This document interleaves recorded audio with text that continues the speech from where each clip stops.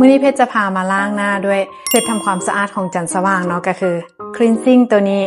จะล้างให้เบิ่งข้างหนึ่งก่อนเนาะว่าจะมีความสะอาดล้ำลึกเท่าไหร่เนาะเพราะ cleansing ตัวนี้จะเป็นตัวช่วยในการคลีนผิวทำความสะอาดหูคุมขนเนาะมาเบิ่งกันเลยก็จะแต้มมาประมาณนี้แต้มให้ครึ่งหนึ่งก่อนเนาะก็คือจะล้างครึ่งหนึ่งเคยเป็นบ่หลายคนเนาะมักทำความสะอาดผิว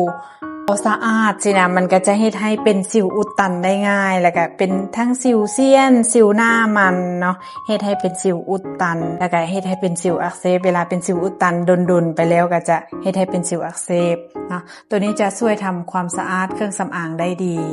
แต่ละมื้อเฮาไปเฮ็ดเวียกบ่เฮาแต่งหน้าปัดแก้มทาแป้งทากันแดดเนาะโดยเฉพาะกันแดดไผที่มักใช้กันแดดที่มีผสมของพื้นยิ่งล้างหน้าบ่สะอาดมันก็จะเฮ็ดให้อุดตันอยู่คุมขนเนาะก็จะเพชรจะเซตให้เบิ่งเนาะทุกคนเห็นบ่เนาะสำลีก็จะเป็นเปื้อนคราบที่ว่าเฮาแต่งหน้าแบบนี้เลยเนาะขนาดแต่งข้างเดียววันนี้เพชรจะเซตทั่วหน้าเลยเนาะสิ่งสำคัญก็คือต้องเซตให้สะอาดนวดให้คลีนออกให้หมดเนาะหลังจากนั้นใช้สำลีจุบน้ำแล้วบีบมัดๆเนาะแบบนี้เลยเซ็ตทั่วหน้าเลย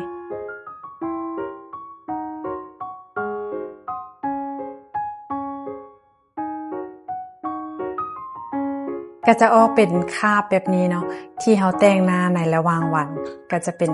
ออกมาแบบนี้เลยหลังจากนวดคาโมไมล์และเซ็ตด้วยสำลีเรียบร้อยแล้วก็ตามด้วยมูสโฟมของจันทร์สว่างตัวนี้เนาะก็คือจะเป็นเนื้อมูสเพชรจะล้างหน้าด้วยมูสโฟมเนาะมื้อนี้มูสโฟมจะเหมาะกับคนสภาพผิวที่ว่าแพ้ง่ายผิวบอบบางหรือผิวธรรมดาสามารถใช้ได้เนาะถ้าอยู่บ้านก็สามารถล้างด้วยน้ำสะอาดออกได้เลยจะเป็นเนื้อมูสแบบนี้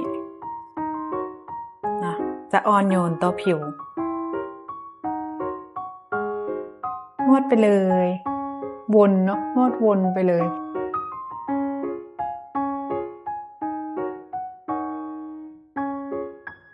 มูสโฟมก็คือจุดพิเศษจะลดระคายเคืองได้เนาะอีกอย่างหนึ่งพกพาสะดวกอีกเนาะเพชรเวลาเดินทางไปต่างแขวง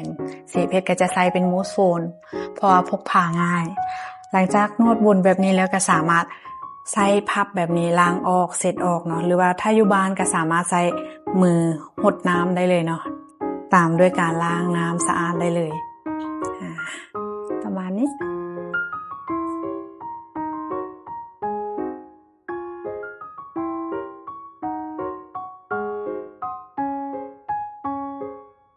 เรียบร้อยเนาะการล้างหน้าของเราในมื้อนี้สบายผิวนะหลังจากล้างหน้าไปเรียบร้อยแล้วเนาะก็คือจะตามด้วยมาร์กหน้าของจันทร์สว่างตัวนี้นะผงพอกของจันทร์สว่างของเราก็จะเป็นเนื้อผุยแบบนี้เนาะละมุนวิธีใช้ก็คือสามารถตักออกมา1บ่วงประมาณนี้ขึ้นกับใบหน้าเนาะขนาดของใบหน้าน้อยก็ใส่น้อยหน้าใหญ่ก็ใส่ใหญ่น้อยนึงใส่หลายน้อยนึงยอดน้ำไปน้อยนึงก่อนเนาะเพื่อบ่ให้มันเหลวเกินไปแล้วก็บ่ให้ข้นเกินไปเดี๋ยวจะตีผงพอกให้แตกละเอียดก่อนเนาะถ้ารู้สึกว่ามันเหนียวหรือว่ามันข้นเกินไปเฮาก็สามารถเติมน้ำได้อีกเนาะบ่ให้เหลวเกินไปแล้วก็บ่ให้ข้นเกินไปถ้าเฮาเฮ็ดเหลวเกินไปก็สามารถเติมผงพอกได้น้อยนึงถ้ารู้สึกว่ามันเหลวเกินไปจะคนให้แตกละเอียดแบบนี้เนาะเนื้อต้องละเอียดประมาณนี้แล้วก็ตามด้วยผงพอกเลยก็คือเกี่ยจากลุ่มขึ้นถึงขึ้นเหมือแบบนี้เลย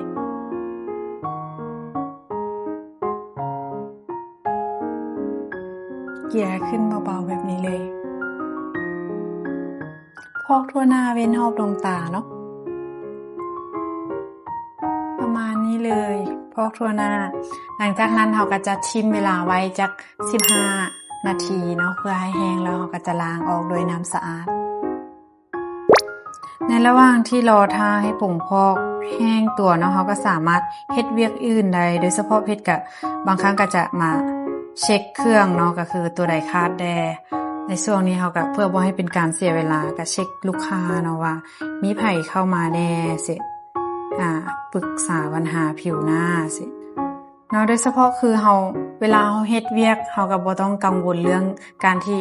ผงมันจะขุยหลุดใส่เครื่องอาหารเอียงต่างๆเนาะก็คือผงพอกก็จะยึดเกาะผิวได้ดีสังเกตเวลาเพชรเว้านะจะรู้สึกแบบตึงๆตอนนี้ผงพอกก็จะ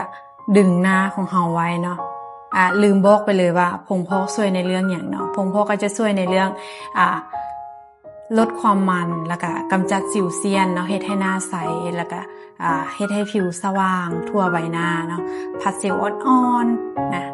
ก็สามารถพอกได้ปกติระหว่างที่ว่าเบิ่งหนังก็สามารถพอกหน้าได้เฮ็ดเวียกก็พอกหน้าได้เช็คออเดอร์ก็สามารถพอกหน้าได้แบบนี้สบายเลยหลังจากพอกไปแล้วทิ้งไว้แบบนี้15นาทีก็สามารถตามด้วยน้ำสะอาดล้างได้เลยเนาะ